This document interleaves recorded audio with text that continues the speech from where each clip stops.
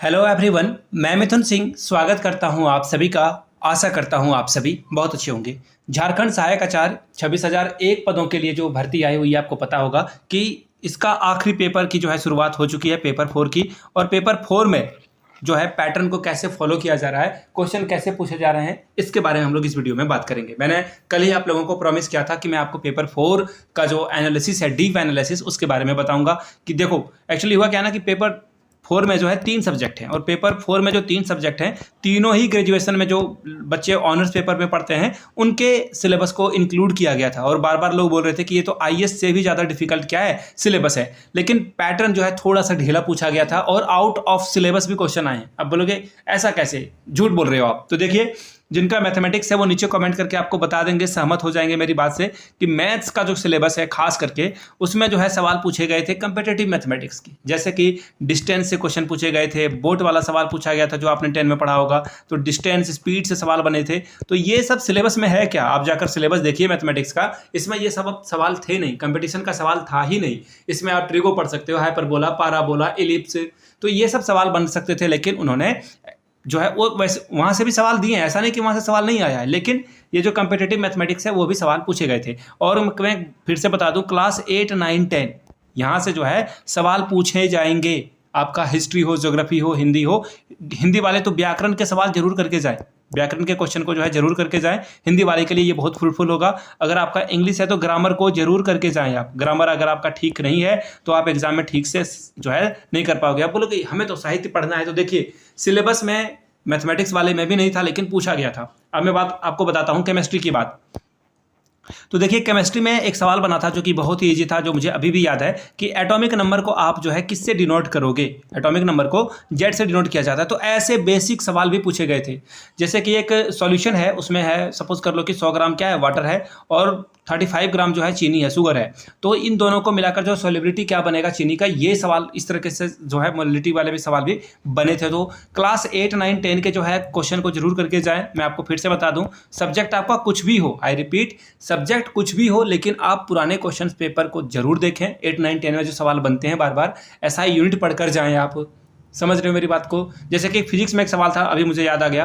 तो देखो, फिजिक्स में एक सवाल था कि अगर 20 हर्ट्ज की से जो है कम की आवृत्ति वाली, फ्रीक्वेंसी वाली जो आवाज़ होगी, साउंड होगी, उसे आप उसको क्या कहा जाता है? उसे अल्ट्रा साउंड बोला जाता है या क्या बोला जाता है? नीचे कमेंट जो है वो पूछा गया था सवाल। तो ऐसे ऐसे सवाल बने थे जो कि बहुत ही बेसिक्स थे। क्लास 10th का ये सब क्वेश्चन है, और हो सकता है कि क्लास 7th में भी साउंड अगर चैप्टर है तो वहाँ भी इसके बारे में बताया गया है कि हम लोग जो है 10 हर्ट्ज, 20 हर्ट्ज और 20,000 हर्ट्ज से ज़्यादा को आवाज़ को हम लोग कैच ही नहीं कर पाते हैं। डॉग उन आवाज़ों को पहचान पाता है। इस तरह के सवाल जो है बने थे। अब बात कर लेते हैं, देखो मैं वेट ए मिनट, एक रफ शीट ले लेता हूँ। देखो, अब आपके मन में आ रहा होगा कि हाँ ठीक है, मेरा हिंदी है, तो हिंदी के लिए क्या पढ़ें आप? तो देखिए, हिंदी का जो आपका सिलेबस है वो आपको कंप्लीटली पढ़कर जाना होगा। लेकिन सिलेबस देखकर डरने वाले जो बच्चे एग्जाम नहीं देने के लिए आए हैं वो बहुत पछताएंगे, क्योंकि सिलेबस में देखो कुछ क्वेश्चन बहुत ही ईजी थे। मैं आपको ईमानदारी से बता देता हूँ, आप 33% ले आओगे। अगर थ्रू आउट ईयर आपने जो है कंप्लीटली पढ़ा है तो आप ले आओगे। ईजी क्वेश्चन से आपका जो है काम चल जाएगा। हिंदी क्या, यहाँ पे आप सिविक्स लिख दो या फिर आप जो है यहाँ पे हिस्ट्री लिख दो। सभी के लिए मैं कॉमन चीज़ें बता रहा हूँ।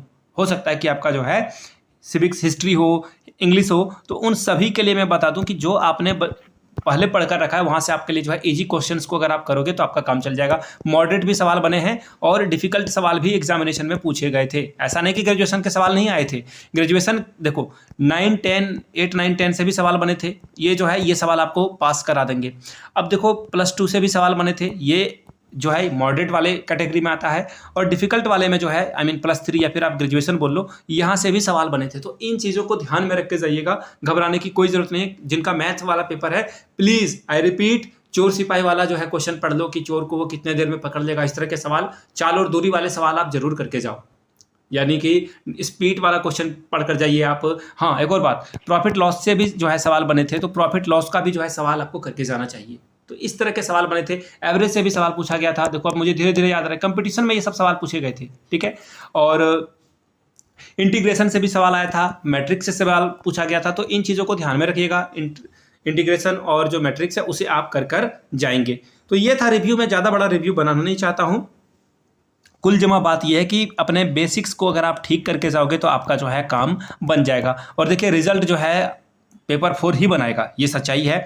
लेकिन जिनका पेपर 2 और पेपर 3 अच्छा गया है उनका सिलेक्शन लगभग है, क्योंकि पेपर 4 में मुझे ये डाउट था, मैं आपको बता देता हूँ ईमानदारी से, कि सिलेबस इतना डिफिकल्ट है लोग पास ही नहीं कर पाएंगे। लेकिन सिलेबस को ईजी किया गया है, आई मीन सिलेबस को तो डिफिकल्ट ही रखा गया है, बट एग्जाम पैटर्न को ईजी कर दिया गया है, जिस वजह से जो है एग्जाम आप बिल्कुल आराम से देने के लिए जाओगे। देखिए कुछ क्वेश्चन डेफिनेटली आपसे नहीं बनेंगे, आपको लगेगा कि ये डिफिकल्ट है, लेकिन आराम से स्किप करते जाएं, आपका काम बन जाएगा। मेरे बहुत सारे दोस्तों ने मुझे बोला कि मैथ वाला का जो है एनालिसिस मत डालो, लोगों का भला हो जाएगा, लेकिन और लोग जो है हम लोगों से ज़्यादा बेटर स्कोर कर जाएंगे। देखिए मेरा काम है ऑनेस्टी के साथ आपके लिए रिव्यू तैयार करना, एनालिसिस तैयार करना, मैंने जो देखा परखा समझा वो आपके साथ साझा कर दूँ ताकि आप अच्छे से एग्ज़ाम दे पाओ। और ये मेरा शुरू से रहा है मोटिव कि मैं आपको जेन्युइन और ऑथेंटिक गाइडेंस जो है प्रोवाइड करता रहूँ। चलिए आप लोग अच्छे से एग्जाम दें, ऑल द वेरी बेस्ट है आप सभी को। अगर ये रिव्यू अच्छा लगा होगा तो नीचे कमेंट करके जय हिंद जरूर लिखिएगा, ताकि मुझे भी पता चल सके कि रिव्यू को आखिरी तक किसने देखा था। वीडियो को यहाँ तक देखने के लिए आप सभी का बहुत बहुत शुक्रिया। Have a good day.